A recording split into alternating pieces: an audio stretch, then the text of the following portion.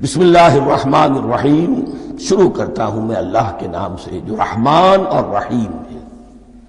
اس پر کچھ گفتگو ہو چکی ہے تعارف قرآن کے ضمن میں کہ رحمان اور رحیم دو نام ہیں کہ جو رحمت کے مادے سے نکلتے ہیں۔ رحمان میں اللہ تعالیٰ کی رحمت کا جوش، ہیجانی کیفیت، طوفانی کیفیت، اور رحیم میں اللہ تعالیٰ کی رحمت کا دوام اور تسلسل۔ یہ دونوں کیفیات اللہ کی رحمت میں بیک وقت موجود ہیں، جس کا ہم تصور نہیں کر سکتے۔ ہم سمندر کو دیکھتے ہیں، متلاطم سمندر ہے، اس میں ہیجان ہے، طوفان ہے۔ دریا کو دیکھتے ہیں کہ وہ سکون کے ساتھ چل رہا ہے، خاموشی سے چل رہا ہے، بہہ رہا ہے، بس تسلسل کے ساتھ بہہ رہا ہے۔ ہم ان دونوں کیفیات کو علیحدہ علیحدہ دیکھتے ہیں تو ہمارا ذہن ان دونوں کو بیک وقت اس کا تصور نہیں کر سکتا، تخیل ممکن نہیں۔ لیکن اللہ کی رحمت کی یہ دونوں شانیں مستقلاً ہر وقت موجود ہیں، بیک وقت۔ اسی لیے ان دونوں کے درمیان کہیں حرف عطف نہیں آئے گا۔ بسم اللہ الرحمن الرحیم، الحمد للہ رب العالمین۔ کل حمد، اور حمد کو ذہن میں رکھ لیجئے، حمد مساوی ہے تعریف جمع شکر۔ عام طور پر ترجموں میں ایک لفظ لایا جاتا ہے، کل تعریف اللہ کے لیے، یہ کافی نہیں ہے۔ تعریف آپ کسی شے کی کر سکتے ہیں جس میں کوئی حسن ہے، خوبی ہے، کسی بھی اعتبار سے، خواہ آپ کو اس کے حسن و خوبی سے کوئی فائدہ حاصل نہیں ہو رہا۔ ایک پھول ہے، بہت خوبصورت ہے، بس ٹھیک ہے، خوبصورت ہے، آپ نے کہا، تعریف کر دی۔ شکر کرتے ہیں آپ اس شے کا جس سے آپ کو کوئی فائدہ پہنچا ہو، استفادہ ہوا ہو، آپ کی کوئی ضرورت پوری ہوئی ہو، آپ کی کوئی مشکل رفع ہوئی ہو۔ اور آپ دیکھیں گے کہ حمد میں یہ شکر کا پہلو غالب ہے۔ جتنی بھی دعائیں ہیں حضور سے منقول، شکر کے مقام پر وہاں حمد آتا ہے۔ بھوک لگی ہوئی تھی، کھانا کھایا، الحمدللہ الذی اطعمنی وسقانی۔ اب یہاں دیکھیے ترجمہ تعریف نہیں، شکر ہے اس اللہ کا جس نے مجھے کھلایا اور پلایا۔ آپ بیت الخلاء سے باہر آئے، نجاستیں آپ سے دور ہو گئیں، طبیعت میں انشراح ہوا، الحمدللہ الذی اذھب عنی الاذی وعافانی۔ وہ شکر ہے اس اللہ کا جس نے اذیت بخش چیزیں مجھ سے دور کر دی اور مجھے عافیت بخشی۔ تو یہ الحمدللہ رب العالمین، اللہ تعالیٰ کا حسن و کمال اور حسن و جمال اپنی جگہ بھی اس انتہا کا ہے کہ جتنی تعریف اس کا حق ہے ہم کر ہی نہیں سکتے، لیکن اس کے احسانات اور انعامات ہم پر اتنے ہیں کہ ہم ان کو بھی گن نہیں سکتے۔ لہذا ایک ہی احصاء ہم نے کر دیا الف لام کے ساتھ، الحمدللہ رب العالمین۔ تمام تعریفیں اور کل شکر اللہ کے لیے ہیں کہ جو تمام جہانوں کا پروردگار ہے، رب ہے، مالک ہے۔ رب میں ایک مفہوم ہوتا ہے ربوبیت کا، اور اس میں مفہوم شامل ہوتا ہے تربیت کا، ربیانی صغیرہ۔ تو مالک ہونا اور تربیت دینا۔ آپ جس شے کے مالک ہوں گے آپ چاہیں گے اس میں بڑھوتری ہو، اس میں اضافہ ہو، وہ نشو و نما پائے۔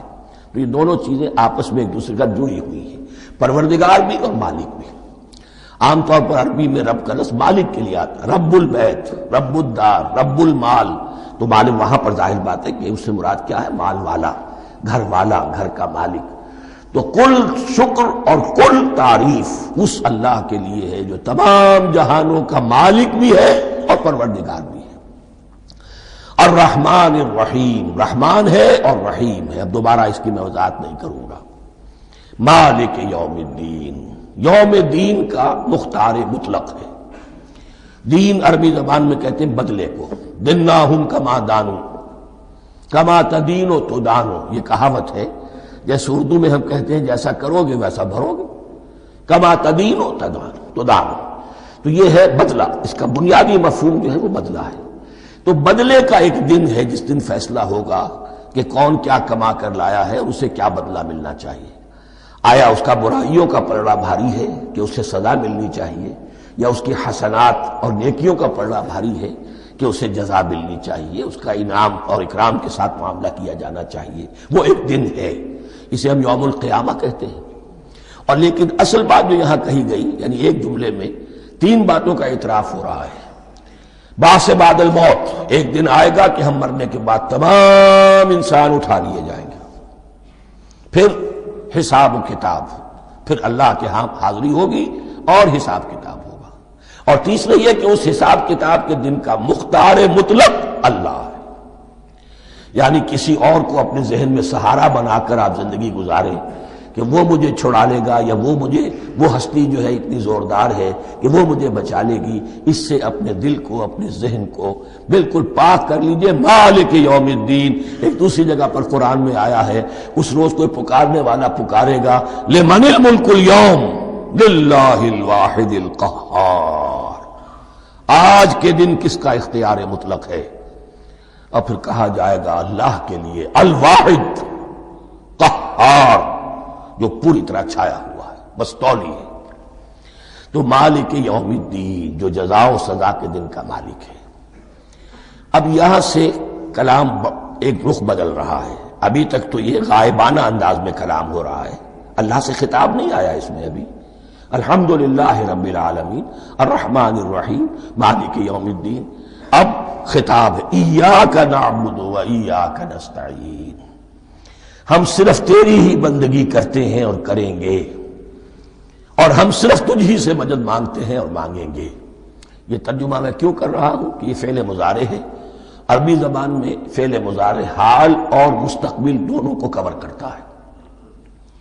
ایاک کا جو ہے مفعول فاعلی جو ہے، مفعول جو ہے اس میں ضمیر مفعولی، اسے پہلے لا کر حشر کا مضمون پیدا ہو گیا۔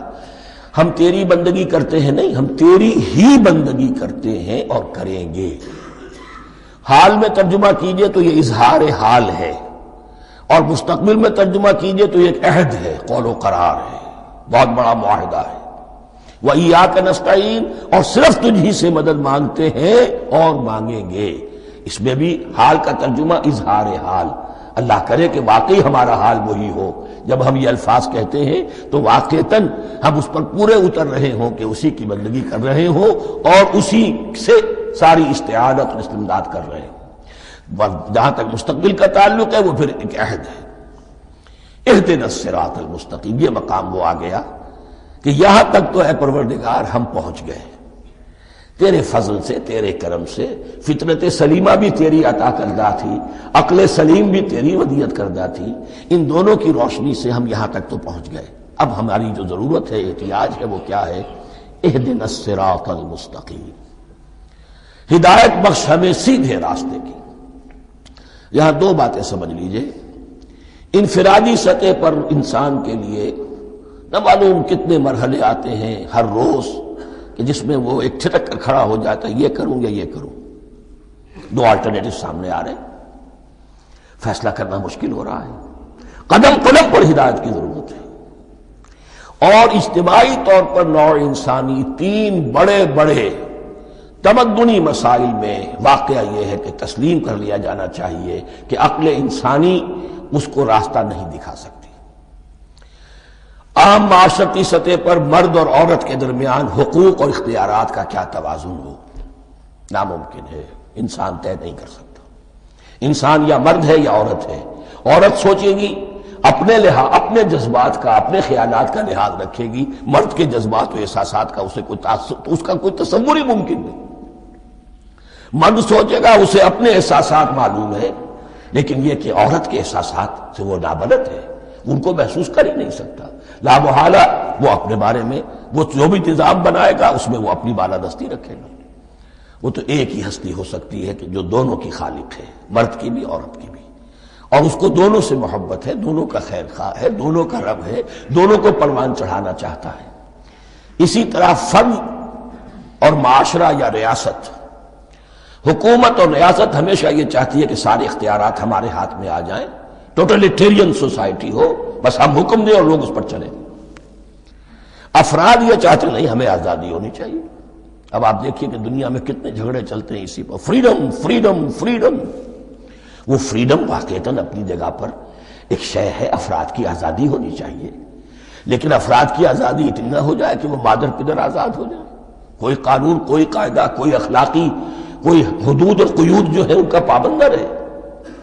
تو اب کہاں ہے وہ نقطہ اعتدال کہ جس میں انسان کی انفرادی آزادی، انفرادی اختیار اور ادھر اجتماعی مصلحتیں جو ہیں ان کو بیلنس کیا جا سکے؟ انسان طے نہیں کر سکتا، صرف اللہ ہی اس کے لیے نظام دے سکتا ہے۔ تیسرا مسئلہ ہے سرمایہ اور محنت، اس میں کیا توازن ہو؟ سرمایہ اور محنت دونوں مل کر کچھ بنا رہے ہیں، کچھ پروڈیوس کر رہے ہیں. اب اس میں نفع جو ہوا ہے اس میں سرمایہ کا کتنا حصہ ہونا چاہیے اور لیبر کا کتنا ہونا چاہیے، کون طے کر سکتا؟ اس کے لیے بھی کہ ایسا نہ ہو کہ سرمایہ داری جو ہے آکاش بیل بن کر پورے معاشرے پر چھا جائے اور غریب بیچارہ، مزدور بیچارہ، کاشتکار بیچارہ وہ گویا کہ چکی کے دو پارٹوں میں پس کر رہ جائے، اس کی کوئی حیثیت نہ رہ جائے. لیکن یہ کہ دوسری طرف اگر یہ کہ مزدور کا جو حق ہے اس سے زیادہ اس کو دے دیا جائے تو سرمایہ جو ہے وہ سکڑ جائے گا، شائی ہو جائے گا، وہ پھر میدان میں نہیں آئے گا. کیا کیا جائے؟ کون سا نقطہ عدل و اعتدال ہے؟ یہ تین مسائل ایسے ہیں. اہدنا الصراط المستقیم. تو یوں سمجھیے کہ ایک جو بنیادی ہدایت تھی، ایک اللہ کو پہچان لینا، یہ جان لینا کہ کل حسن و جمال اور تمام انعام و اکرام کا منبع اس کی ذات ہے، وہ رحمان ہے اور رحیم ہے. اور یہ جان لینا کہ مرنے کے بعد جی اٹھنا ہے، حساب کتاب ہے، فیصلہ ہوگا جزا و سزا کا، اور مختار مطلق اس دن کا اللہ ہے. پھر یہ عہد کر لینا ایاک نعبد و ایاک نستعین. اس کے بعد دعا، پروردگار ہمیں ہدایت پر قائم رکھ، ہماری ہدایت میں اضافہ فرما. اس ہدایت کے لفظ کو سمجھ لیجئے، بنیادی ہدایت، تفصیلی ہدایت، قدم قدم پر ہدایت، ہدایت پر ہدایت. والذین اہتدوا زادہم ھدی. جو لوگ ہدایت کے راستے پر آتے ہیں اللہ ان کی ہدایت میں اضافہ کرتا ہے. تو یہ قدم قدم پر ہمیں ہدایت کی ضرورت ہے اور مرحلہ وار ضرورت ہے. ہدایت اس کو بھی کہتے ہیں کہ کسی نے آپ سے کوئی پتہ پوچھا، آپ نے کہا ادھر جانا، پھر دوسری گلی میں مڑنا، پھر جانا دو تین لائٹیں چلے جانا، پھر مڑنا وغیرہ وغیرہ. یہ بھی ہدایت ہے، نظری طور پر آپ نے بتایا ہے. ایک ہدایت یہ ہوئی کہ بھائی میں چلتا ہوں آپ کے ساتھ، میں آپ کو وہاں تک پہنچا دوں گا تاکہ آپ کو دقت نہ ہو. آپ نے منزل تک پہنچا دیا. ان دونوں کے درمیان، یہ تو میں نے ایک فرد کی مثال دی ہے، اللہ اور بندے کے درمیان نہ معلوم کتنے مراحل ہیں ہدایت کے. تو کسی وقت بھی انسان اپنے آپ کو ہدایت خداوندی سے مستغنا نہیں سمجھ سکتا.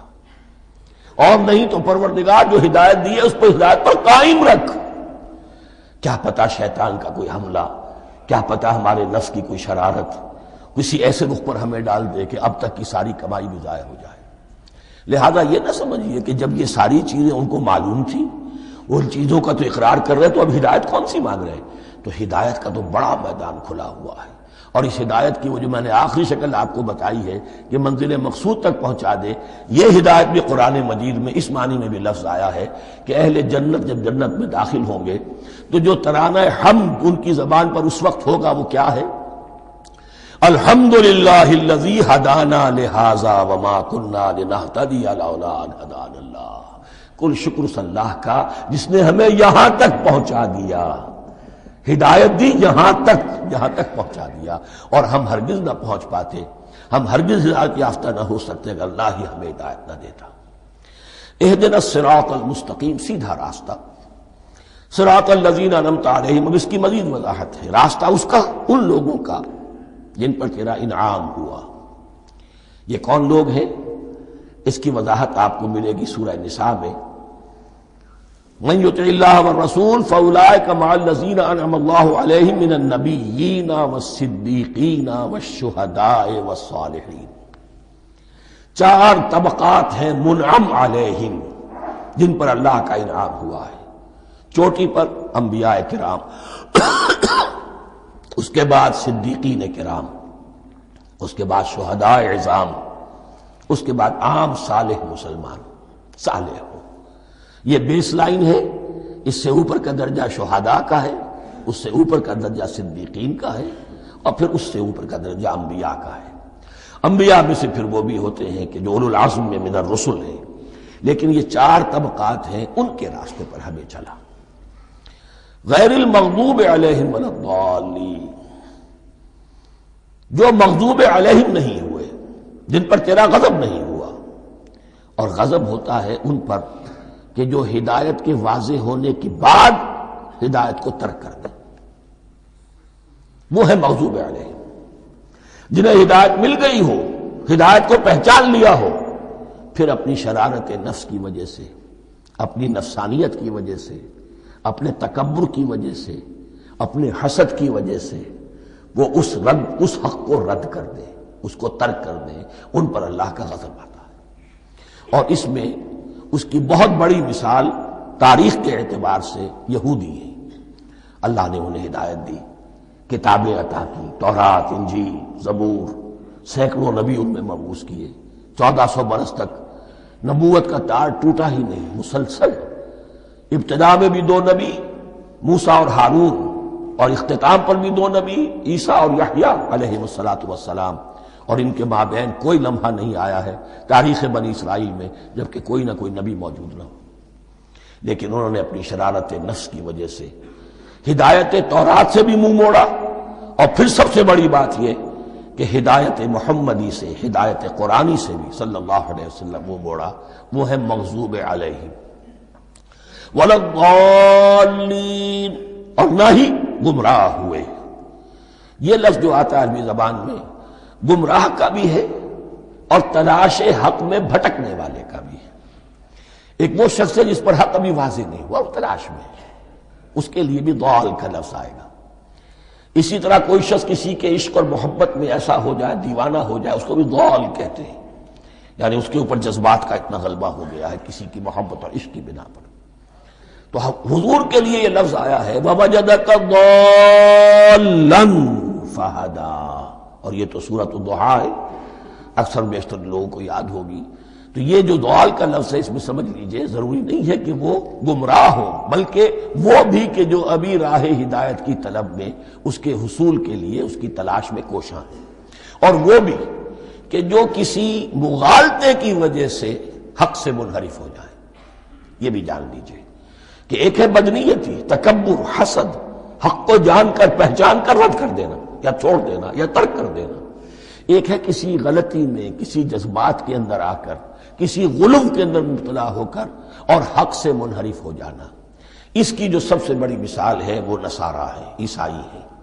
حضرت مسیح کو انہوں نے مانا لیکن غلو کیا۔ یہ لفظ آئے گا آگے، لا تغلو فی دینکم، اپنے دین میں غلو نہ کرو۔ جیسے ہمارے ہاں بھی بعض لوگ ہیں جو حضور صلی اللہ علیہ وسلم کی تعریف میں، حضور صلی اللہ علیہ وسلم کے ساتھ اپنی محبت کے اظہار میں غلو کر جاتے ہیں۔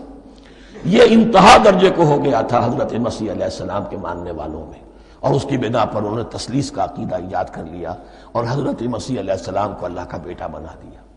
تو اس کی سب سے بڑی مثال ضالین کی اس اعتبار سے کہ ہدایت پانے کے بعد کسی بدنیتی سے نہیں بلکہ کسی اچھے جذبے میں غلو کی وجہ سے، رسول سے محبت کرنا تو اچھا جذبہ ہے لیکن یہ محبت بھی ایک حد میں رہنی چاہیے۔ غلو کرے گی تو ظاہر بات ہے کہ اس کے بعد وہ گمراہی کی طرف لے جائے گی۔